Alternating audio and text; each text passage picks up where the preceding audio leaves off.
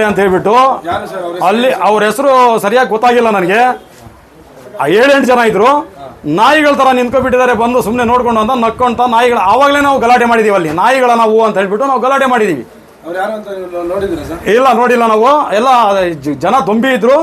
ಅದಕ್ಕಾಗಿ ನಾವು ಎಲ್ಲಾನು ಅದು ಇದು ಮಾಡ್ಕೊಂಡು ಎಲ್ಲ ಕೇಳ್ಕೊಳ್ಳೋ ಅಷ್ಟೊತ್ತಿಗೆ ಯಾರು ಯಾರು ಯಾರು ಅಂತ ಹೇಳಿದಾಗ ಎಲ್ಲರೂ ಇವ್ರ ಕಾರ್ನ ಕೂತ್ಕೊಂಡು ಹೊರಟೋದ್ರು.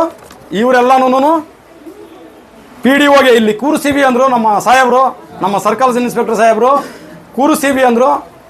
ನಮಗೆ ಮಾತಾಡೋಕೆ ಅವಕಾಶ ಕೊಡಲಿಲ್ಲ ಅಲ್ಲಿ ನಮಗೆ. ನಾಯಿಗಳು ಇವರು ಪಾರದರ್ಶಕರು. ಈ ಪಾರದರ್ಶಕರು ಯಾವ ರೀತಿಯಲ್ಲಿ ನೋಡ್ರಿ ಅರ್ಜಿಗಳು ಈ ಥರ ಅಕ್ಲಾಜ್ಮೆಂಟ್ ತಗೊಂಡಿದ್ದಾರೆ. ಈ ಅರ್ಜಿ ಅಲ್ಲಿಲ್ಲ, ಪಂಚಾಯತಿನಾಗ ಇಲ್ಲ. ಇದು ಈ ಪಂಚಾಯತಿನಾಗ ಇಲ್ದಿರ ಏನು ಮಾಡ್ತಾ ಇದ್ದಾರೆ ಇವರು, ಎಲ್ಲಾನು ತಗೊಂಡೋಗ್ಬಿಟ್ಟು ಈ ಹೆಣ್ಣು ಮಕ್ಕಳ ಹತ್ರ ಸುಮಾರು ಅಂದರೆ ಒಬ್ಬೊಬ್ಬರಿಗೆ 2-2 ಸಾವಿರ ಖರ್ಚಾಗಿದೆ. ಫೋಟೋಗೆ, ಆಧಾರ್ ಕಾರ್ಡು, ಫೋಟೋಗಳು ತಗೊಂಡು ಬರ್ರಿ, ಜಾಬ್ ಕಾರ್ಡು, ಜೆರಾಕ್ಸು, ಕೆಲಸ ಕಾರ್ಯ ಬಿಟ್ಟು ಇವತ್ತು ಹೆಣ್ಮಕ್ಳು ಇಲ್ಲಿ ಬಂದು ಕೇವಲ 25 ಜನಗಳಿಗೆ ಹಿಂಗೆ ಲಾಟ್ರಿ ಹಾಕಿ, ಲಾಟ್ರಿ ಮುಖಾಂತರ ಮಾಡೋದು ಯಾರು? ಕಾರ್ಯನಿರ್ವಹಣಾಧಿಕಾರಿಯಲ್ಲಿರ್ತಕ್ಕಂಥ ಒಂದು ಹೆಸರಿನಲ್ಲಿರ್ತಕ್ಕಂಥ ಜಮೀನನ್ನು ಯಾರು ಮಾಡಬೇಕಾಗಿರೋದು?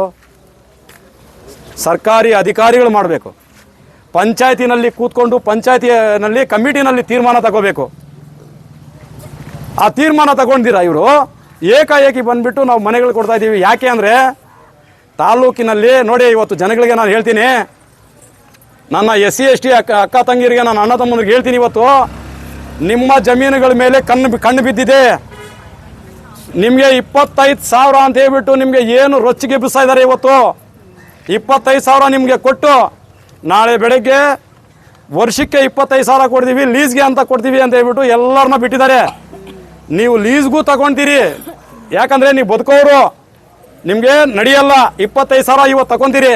ನಾಳೆ ಬೆಳಗ್ಗೆ ಯಾರ್ಯಾರು ಹಿಂಬಾಲಕ್ಕೆ ನಾವು ಎಲ್ಲ ಹೋಗ್ಬಿಟ್ಟು ಇದು ಮಾಡ್ತಾ ಇದ್ದೋ, ಹಿಂದೆಯಿಂದ ಹೋಗ್ಬಿಟ್ಟು ಜಮೀನುಗಳು ಕೊಡಿಸ್ತಾ ಇದ್ದವೋ, ನಮ್ಮ ಜಮೀನಲ್ಲೇ ಹೈ ಟೆನ್ಷನ್ ಲೈನ್ಗಳಾಗ್ತವೆ, ದೊಡ್ಡ ಲೈನ್ಗಳಾಗ್ತವೆ.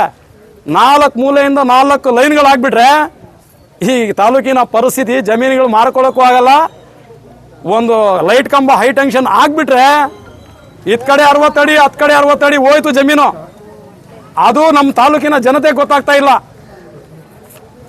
ಈಗ ನಾನು ಹೇಳ್ತಾ ಇರೋದು ಅಷ್ಟೇ, ನಮ್ಮ ಮಾಧ್ಯಮದವ್ರಿಗೆ ಹೇಳೋದು ಅಷ್ಟೇ, ಇವತ್ತು ನಮ್ಮ ದೀಪಾಳ್ಯ ಪಂಚಾಯತಿನಲ್ಲಿ ಆಗ್ತಕ್ಕಂಥದ್ದು, ಇಡೀ ತಾಲೂಕಿನಲ್ಲಿ ಆಗ್ತಕ್ಕಂಥವ್ರದ್ದು ನಿವೇಶನಗಳು 177 ಎಕರೆ ಸರ್ವೆ ನಂಬರ್ಗಳು ಬಹಿರಂಗಪಡಿಸಲಿ.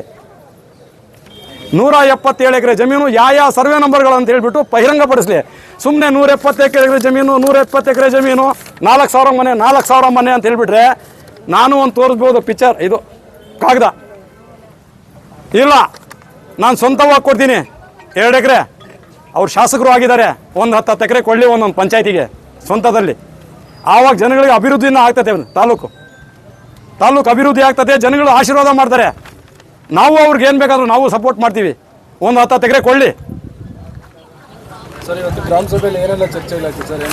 ಸರ್. ಏನು ಚರ್ಚೆ ಇಲ್ಲ ಗ್ರಾಮ ಸಭೆಯಲ್ಲಿ. ಇವತ್ತು ಬಂದರು, EO ಸಾಹೇಬರು ಬಂದರು, PDO ಬಂದರು, ಎಲ್ಲ ಬಂದರು. ನಾವು ಈ ರಕ್ಷಣಾ ಇಲಾಖೆನವರು, ಸರ್ ನೀವು ಯಾರು ಮಾತಾಡಬೇಡ್ರಿ, ನಿಮಗೆ EO ಸಾಹೇಬ್ರ ಹತ್ರ ನಿಮ್ಮನ್ನು ಮಾತಾಡಿಸ್ತೀವಿ. ನಾವು ಅಲ್ಲಿ ಕೇಳೋಕೆ ಹೋದಾಗ ನಮಗೆ ಮಾತಾಡೋಕ್ಕೆ ಬಿಡಲಿಲ್ಲ, ತಡೆದಿದ್ದಾದ್ಮೇಲೆ ಆಯಿತು ಸರ್ ಅಂತ ಹೇಳ್ಬಿಟ್ಟು ಅವ್ರಿಗೂ ನಾವು ಗೌರವದಿಂದನೇ ಮಾತಾಡಿವಿ, ಗೌರವದಿಂದನೇ ಸುಮ್ಮನೆ ಇದ್ವಿ. ಕೊನೆಯಲ್ಲಿ ಲಾಟ್ರಿನೂ ಎತ್ಕೊಬಿಟ್ರು ಅವರು. 25 ಮನೆಗಳಿಗೆ ಮಾತ್ರ ಬಸರೇಡಹಳ್ಳಿನಲ್ಲಿ, ಅದು 2017ರಲ್ಲಿ ಆಗಿರ್ತಕ್ಕಂಥದ್ದು ಕೊಟ್ಟಿರೋದು. ಅದು ಆಗಲೇ ಆಲ್ರೆಡಿ ಮನೆಗಳು ಆಗ್ಬಿಟ್ಟವೆ, ಅದ್ರಾಗೆ ನಿವೇಶನಗಳು ಆಗ್ಬಿಟ್ಟವೆ. ಊರಲ್ಲಿ ಟಾಮ್ ಹೊಡಿರೋದು ಒಂದು ಪ್ರಶ್ನೆ. ಏನಕ್ಕೆ? ನನ್ನ ಹತ್ರ ಪೇಪರ್ ಇದ್ರೆ ನಾನು ಓಡಿಸ್ಬೇಕು. ನನ್ನ ಹತ್ರ ಏನೇ ಪೇಪರ್ ಇಲ್ಲ, ಟಾಮ್ ಓಡಿಸಿದ್ದೀವಿ. ಟಾಮ್ ಓಡಿಸ್ಬಿಟ್ಟು ಪಾಪ ಹೆಣ್ಣುಮಕ್ಕಳು ಎಲ್ಲೂ ಹೋಗ್ದಿರಾ, ಎಲ್ಲೋ ಪಾಪ ಅವರು ಒಟ್ಟಿಗೆ ಕೂಡು ತಿಂದಿದಾರೋ ಇಲ್ವೋ, ಇನ್ನ ಇಲ್ಲಿ ಹಳ್ಳಿ ಕಡೆಯಿಂದ ಬಂದಿರೋರು ಇಲ್ಲ. ಬರೇ 25 ನಮ್ಗೆಲ್ಲ ತಡೆದ್ರು. 25 ಜನದ ಮಾತ್ರ ಯಾವಾಗ ತಗೊಂಡಿದ್ರೋ ಗೊತ್ತಿಲ್ಲ. ಅದು ಯಾವಾಗ ತಗೊಂಡಿದ್ರೋ 25 ಜನದ್ದು ಗೊತ್ತಿಲ್ಲ. ಬಸರೇಡಹಳ್ಳಿ 2017ನೇ ಅರ್ಜಿ. ಅದು 2017ನೇ ಗ್ರಾಂಟ್ ಅದು. 25 ಜನಕ್ಕೆ ಮಾತ್ರ ಇವರು ಇಡೀ ಪಂಚಾಯತಿಗೆ ಟಾಮ್ ಒರೆಸಿ ಇಲ್ಲಿ ಕರೆಸಿದ್ದಾರೆ. ದೀಪಾವಳಿ ಪಂಚಾಯತಿ ಕರೆಸಿದ್ದಾರೆ. ಈಗ ಒಂದು ನಿಮಿಷ ರಮ್ಮ. ಪಂಚಾಯತಿ ಒಳಗೆ ಇರಮ್ಮ. ಪಂಚಾಯತಿ ಒಳಗೆ ಅರ್ಜಿಗಳು ತಗೊಂಡಿದ್ದಾರೆ. ಟಾಮ್ ಓಡಿಸಿ ಅರ್ಜಿಗಳು ತಗೊಂಡಿದ್ದಾರೆ. ಆ ಬುಟ್ಟಿಗೆ ಎಸ್ಬಿಟ್ಟಿದ್ದಾರೆ. ಬರ್ರಿ ಬುಟ್ಟಿನಲ್ಲಿ ತೋರಿಸಿವಿ. ಇಲ್ಲೇ ಬನ್ನಿ ತೋರಿಸಿ ಪಂಚಾಯತಿನಲ್ಲಿ ಬನ್ನಿ ಇಲ್ಲಿ.